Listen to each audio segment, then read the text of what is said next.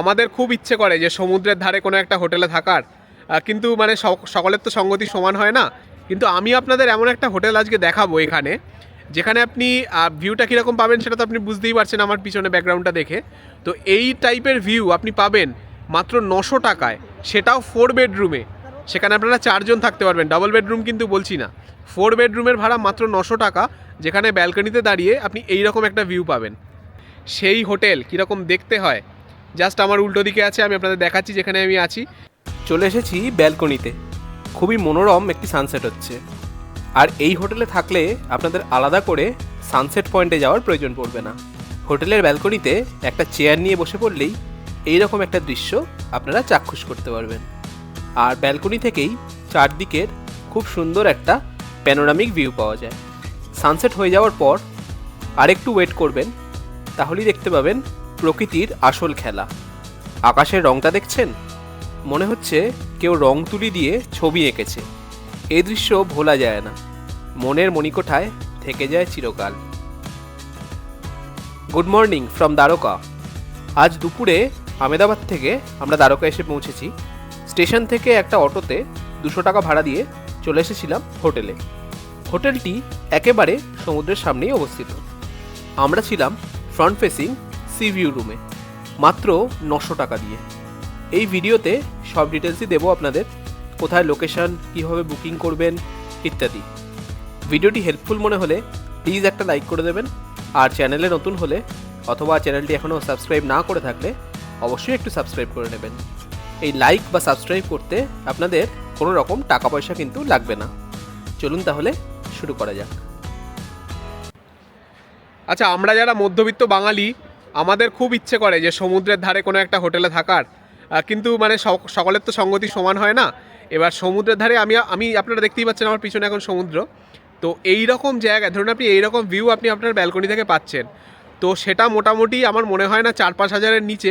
4 বেডরুমের কথা বলছি, কারণ আমি 4 বেডরুমে আছি। ডাবল বেডরুম হলেও 3-3.5 হাজার টাকার নিচে যে কোনো জায়গা, আপনি ইন্ডিয়ার যে কোনো জায়গা বলুন, সেখানে আপনি হোটেল পাবেন না। কিন্তু আমি আপনাদের এমন একটা হোটেল আজকে দেখাবো এখানে, যেখানে আপনি ভিউটা কীরকম পাবেন সেটা তো আপনি বুঝতেই পারছেন আমার পিছনে ব্যাকগ্রাউন্ডটা দেখে। তো এই টাইপের ভিউ আপনি পাবেন মাত্র 900 টাকায়, সেটাও 4 বেডরুমে। সেখানে আপনারা 4 জন থাকতে পারবেন, ডাবল বেডরুম কিন্তু বলছি না। 4 বেডরুমের ভাড়া মাত্র 900 টাকা, যেখানে ব্যালকনিতে দাঁড়িয়ে আপনি এইরকম একটা ভিউ পাবেন। তো আমি এখন দাঁড়িয়ে আছি আমার হোটেলের ঠিক সামনেটায়। আমি ক্যামেরাটা ঘুরিয়ে ফার্স্টে আপনাদের এখান থেকে, মানে আপনারা পেছনে দেখতেই পাচ্ছেন সমুদ্র, তো সেখান থেকে ডিস্টেন্সটা ঠিক কতটা সেটা আগে আপনাদের দেখিয়ে দিই। তারপর রুমে গিয়ে রুম থেকে কীরকম ভিউ সেটাও আপনাদের দেখাবো। আর বললামই মাত্র 900 টাকা ভাড়া, যেখানে আপনারা 4 জন থাকতে পারবেন। এবং আমি এই শীতকালে এসেছি, ডিসেম্বর মাসে, আপনারা যদি জানুয়ারি মাসেও আসেন আপনি কিন্তু সারাক্ষণ গরম জল পাবেন, মানে 24x7 আপনি গরম জল পাবেন, কোনো রকম প্রবলেম নেই। ঘরে গিজার নেই, কিন্তু এখানে সোলার লাগানো আছে। তো 2টো ট্যাপ আছে আর কি, একটাতে ঠান্ডা জল পড়ে, একটাতে গরম জল পড়ে, এবং এটা সবসময় আপনি রাতেও পাবেন। আপনি হয়তো ভাবছেন যে তো রাত 2টো, রাত 3টের সময় ধরুন আপনার দরকার হলো গরম জলের, আপনি ভাবছেন যে সূর্যদেব তো অনেকক্ষণ আগেই ডুবে গেছে, তাহলে এখন সোলার নিশ্চয়ই কাজ করবে না। কিন্তু সেটা নয়, কালকে আমরা অনেক তাড়াতাড়ি উঠেছিলাম, ভোর 4টেয় উঠেছিলাম, তো তখনও কিন্তু পুরোপুরি গরম জল পেয়েছি। এবার আমি ক্যামেরাটা ঘোরাচ্ছি, বিল্ডিংটা দেখুন জাস্ট। এই যে পরপর বিল্ডিংগুলো দেখছেন, এগুলোকে হোটেল বলা, বেসিক্যালি আমি হোটেল বললাম আপনাদের, হোটেল ঠিক নয়। এটা হচ্ছে, এই জায়গাটার নাম হচ্ছে গায়ত্রী শক্তিপীঠ। তো এটা এখানে এই যে দেখতেই পাচ্ছেন আপনারা গায়ত্রী শক্তিপীঠ লেখা আছে। তো এটা হচ্ছে গায়ত্রী মন্দির, আপনারা সামনে যেটা দেখতে পাচ্ছেন সেই ট্রাস্টেরই বানানো। এই যে সব বিল্ডিংগুলো ওদিকে দেখছেন, এগুলো প্রত্যেকটা সি ফেসিং। বিভিন্ন ব্লক আছে, block A, block B, block C, block D, এরকম করে বিভিন্ন আছে। তো আমরা আছি হচ্ছে ব্লক বিতে, তো সেটা আপনাদের দেখাই। তারপর ভেতরে গিয়েও আপনাদের দেখিয়ে দিচ্ছি কীরকম আর কি ভিউটা। সোজা হচ্ছে অফিস রিসেপশন, এই যে সোজা আপনার গ্রাউন্ডে রিসেপশন পেয়ে যাবেন। এদিকেও রুম আছে ওপরে, দোতলা 3তলাতে। এইটা হচ্ছে মোস্ট প্রবলি ব্লক এ। আচ্ছা, এই যে পরপর সব আপনারা দেখছেন প্রত্যেকটা কিন্তু সি ফেসিং, এবং এর পিছন দিকে কিন্তু কোনো রুম নেই, ম্যাক্সিমাম রুমই সি ফেসিং, ফ্রন্ট ফেসিং আর কি। তো আমরা আছি ঠিক ওই রুমটাতে, আমার আঙুলের সোজাসুজি 3তলায়। তবে একটা জিনিস আগে থেকে আপনাদের বলে দিই, আপনারা কিন্তু লিফট পাবেন না এখানে।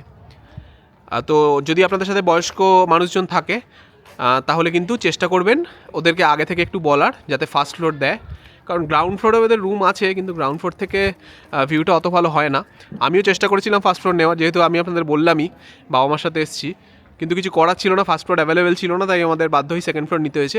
এইটা হচ্ছে আমাদের রুম, এটা হচ্ছে ব্যালকনি, এটা হচ্ছে উইন্ডো দুটো, এখান থেকেও সমুদ্র দেখা যায়। পুরোটাই আমি আপনাদের দেখিয়ে দিচ্ছি। তার আগে এইটা হচ্ছে পুরো এরিয়াটা আপনাদের দেখিয়ে দিই। এটা হচ্ছে মন্দিরটা, যেটা আপনাদের বললাম, গায়ত্রী মন্দির। আচ্ছা, এই দিকে হচ্ছে আপনি ভোজনালয় পেয়ে যাবেন, এই যে সোজা আমার আঙুলের সোজাসুজি, এটা হচ্ছে ভোজনালয়। আর এটা পুরোটাই হচ্ছে বিভিন্ন রকম রুম আছে, double bed, 4 bed, AC, non AC সব মিলিয়ে মিশিয়ে আছে। আচ্ছা, আপনারা চাইলে এখানেও বসতে পারেন, সন্ধেবেলা বা বিকেলবেলার দিকে খুব ভালো সময় কাটবে, একদম সোজা সমুদ্র দেখতে পাবেন।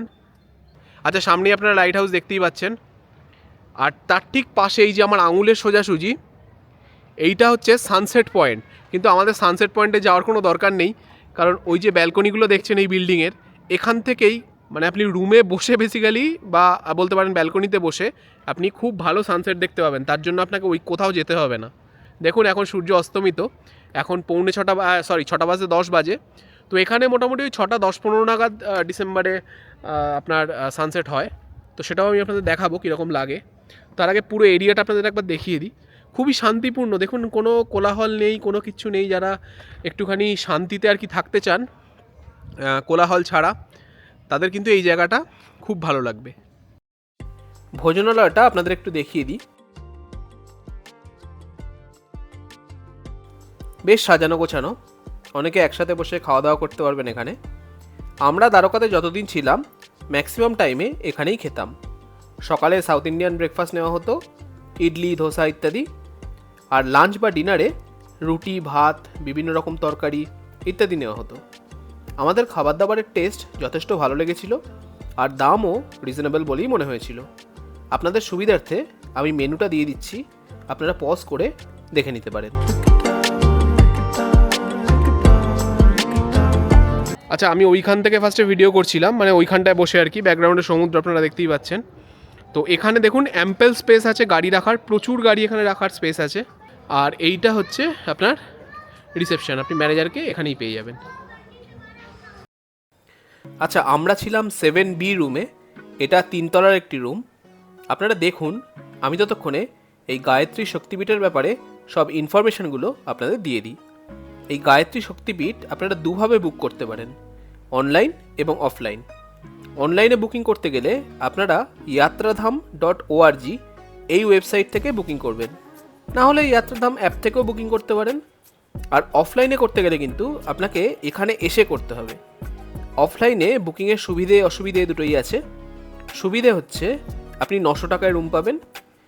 ইয়াত্রীধামের থ্রুতে বুকিং করলে কিন্তু 200 টাকা মতো সার্ভিস চার্জ লাগবে, সেটা এই অফলাইন যদি এখানে এসে করেন তাহলে দিতে হবে না।